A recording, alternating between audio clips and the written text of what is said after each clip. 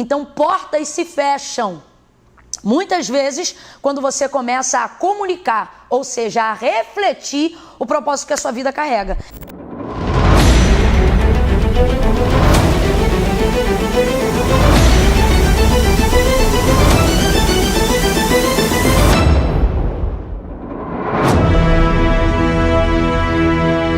A paz do Senhor, meu povo! Deus abençoe tua vida, Deus abençoe tua casa.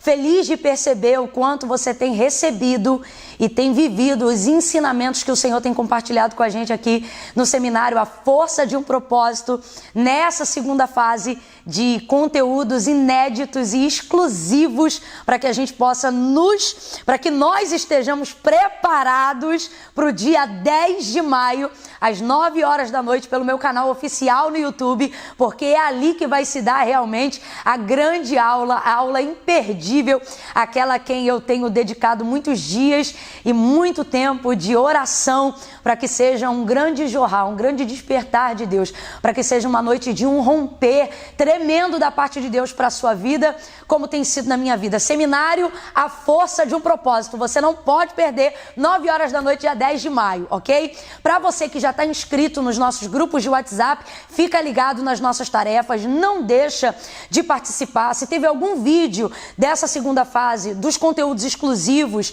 e inéditos que a gente tem desenvolvido para a preparação do seminário, que você perdeu, volta lá, busca no nosso site e participa dos nossos grupos, porque a gente vai te instruindo lá dentro, tá bom? Não fica de fora, não perde, 9 horas da noite, 10 de maio, nosso seminário. Camila, você só fala disso, é porque eu tô me preparando e a nossa expectativa tá lá na glória, porque a gente tem visto realmente que o Senhor tem separado esse tempo para nos abençoar de forma extraordinária. Hoje, conforme prometido, no nosso encontro anterior, nós vamos falar sobre como você está refletindo o seu propósito. Então, anota aí, nós já vamos começar com Lucas capítulo 9, versos de número 51, tá bom? Qual é o tema de hoje, Camila? Como você reflete o seu propósito? Como você anda refletindo o propósito de Deus para a sua vida? Lucas capítulo 9, verso de número 51. Como é que a gente deve refletir? Nós vamos aprender com Jesus. Vamos direto ao texto? Diz assim a palavra do Senhor, verso 51.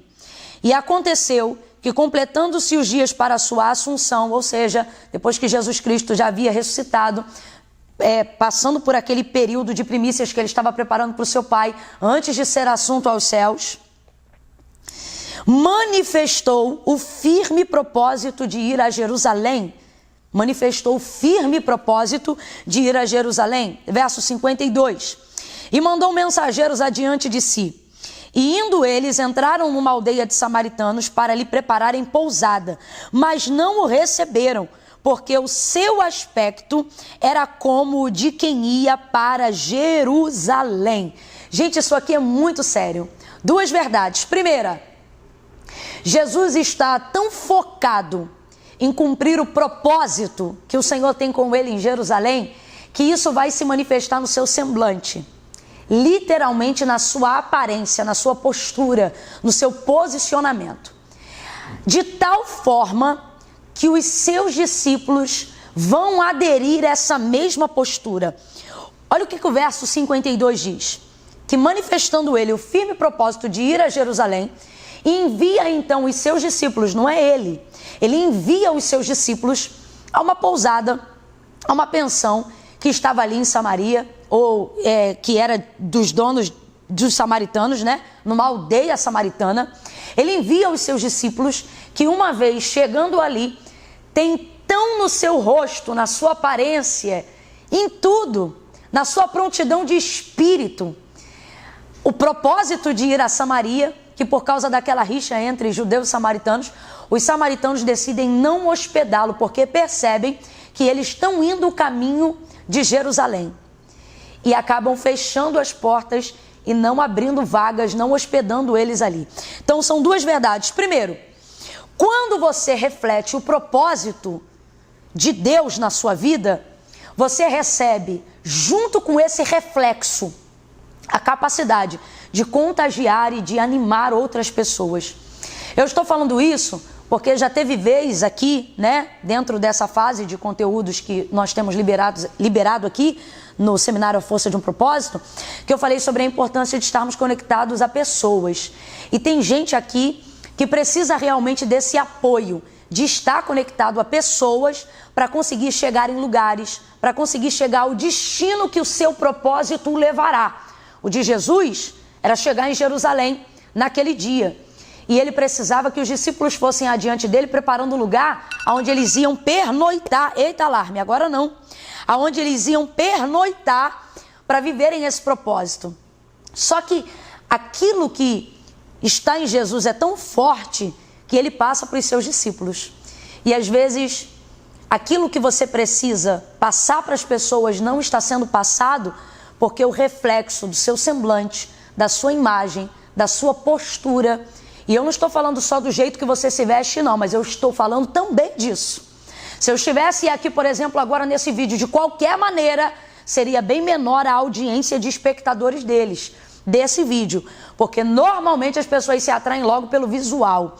E tem sim, né? Se não fosse isso, por exemplo, no texto de Lucas, né, sendo doutor como era, não falaria do quanto Jesus se cuidava, né? Então tem sim toda essa questão de cuidar do templo, envolve a imagem sim também.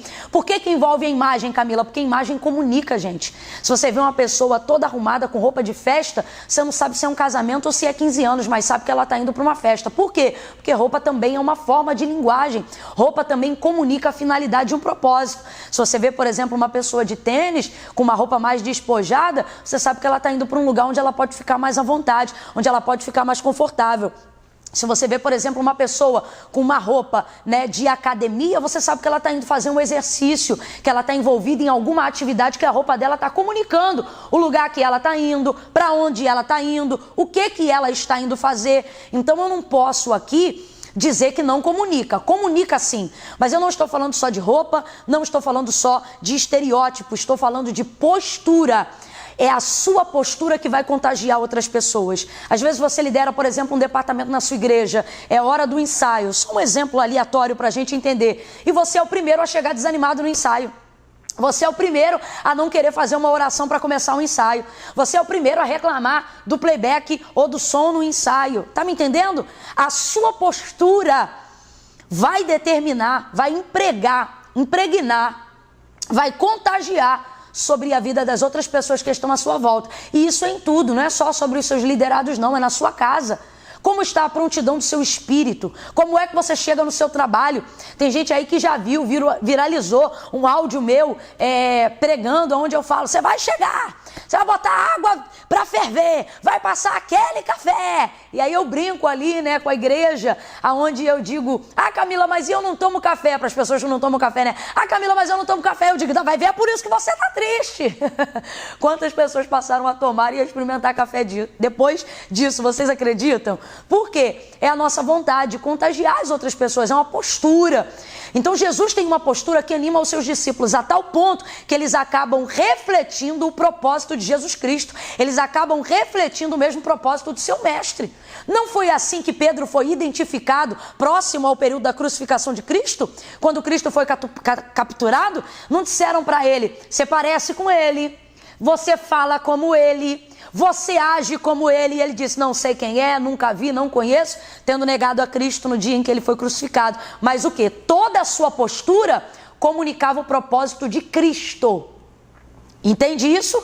Então você precisa comunicar, você precisa refletir o propósito que a sua vida carrega. Sim, isso envolve aparência, mas acima de tudo, isso envolve postura, posicionamento, que começa onde? Do lado de dentro. E então isso começa a ser comunicado e começa a ser utilizado como reflexo que tem o poder de contagiar, de animar e de inspirar a vida de outras pessoas. Então fica aqui a pergunta dessa reflexão.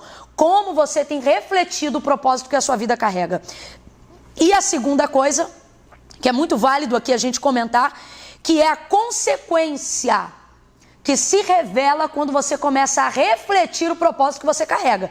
Os discípulos, por exemplo, quando chegaram na pousada para ver se tinha vaga, os samaritanos fizeram o quê? Não hospedaram eles, não prepararam hospedagem para eles e nem para Jesus lá, porque percebia que o seu propósito firme era chegar em Jerusalém. Então, por causa da rixa que havia entre samaritanos e judeus, eles propositalmente não prepararam hospedagem para eles lá. Então portas se fecham.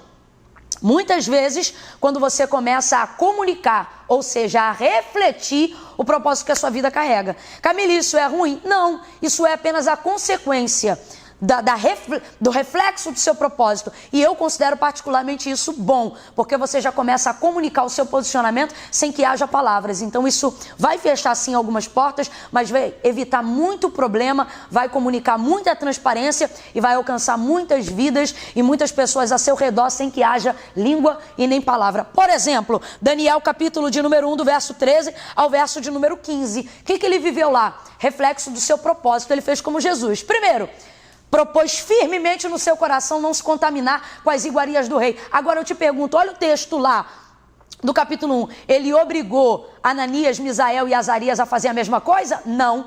O seu propósito foi tão firme que os seus amigos se inspiraram e se posicionaram no mesmo propósito que ele, de não se contaminar nem com o vinho que o rei bebia, nem com a porção de manjares que ele servia. E qual foi o resultado? O Senhor fez ele achar graça e não somente isso.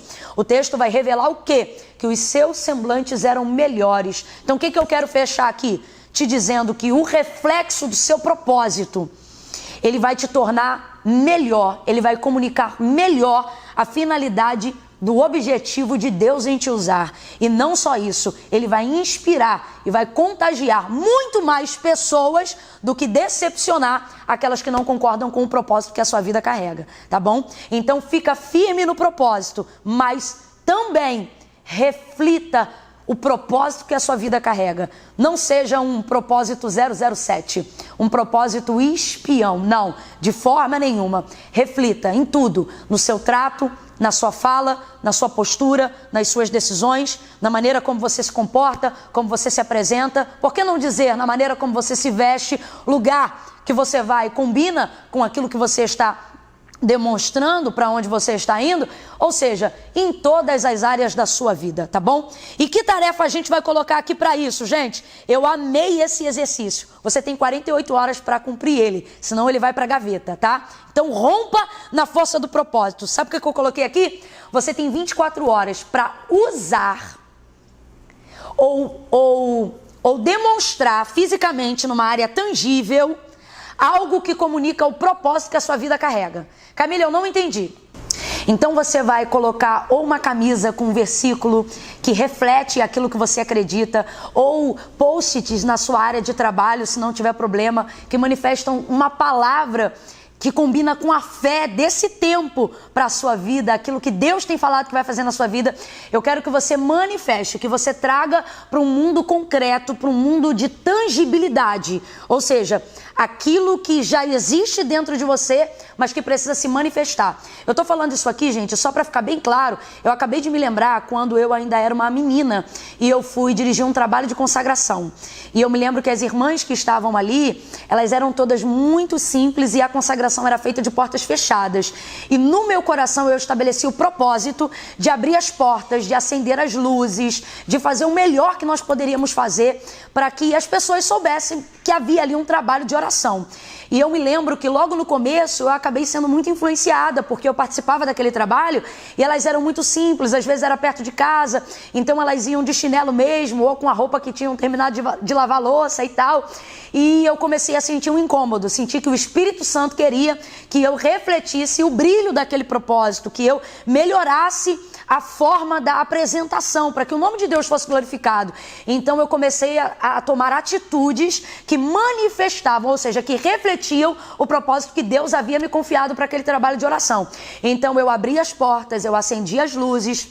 Eu me lembro que eu chamei um músico para nos ajudar e eu lembro que eu dava para ele R$15 de oferta por culto para ele poder nos ajudar acompanhando o louvor. E uma das coisas que eu me lembro naquela época que o Espírito Santo me confrontou foi a minha forma de ir para o trabalho, porque como eu já participava daquele trabalho e Deus se manifestava do jeito que Ele era, eu achava que eu não precisava mudar a minha forma de ir. Mas eu me lembro que quando o Espírito Santo falou sobre a necessidade de refletir o propósito, para que outras pessoas pudessem ser tocadas por ele, né?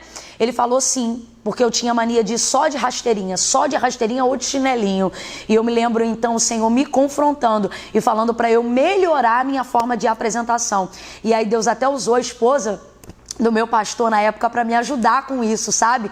Para colocar algo que combinasse. E, gente, acredite, a forma como eu me posicionei, refletindo o propósito que Deus havia colocado no meu coração para aquele trabalho de consagração, revolucionou o trabalho. Nós prosperamos muito ali naquela obra para a glória do nome do Senhor. Então é isso que eu quero que você faça, que você traga para fora aquilo que você já carrega do lado de dentro, refletindo o propósito que a sua vida carrega, no servir, no vestir, no comunicar, no falar, no escrever, coloca post, te dá teu jeito, faz alguma coisa aí e cumpre esse propósito, coloca pra fora, reflete o propósito que sua vida carrega, você vai animar muita gente dentro da tua casa, no local do teu trabalho, na tua igreja, no teu departamento. É isso, não fica de fora e não perde, o nosso próximo encontro está imperdível. Nós vamos falar, sabe sobre o quê?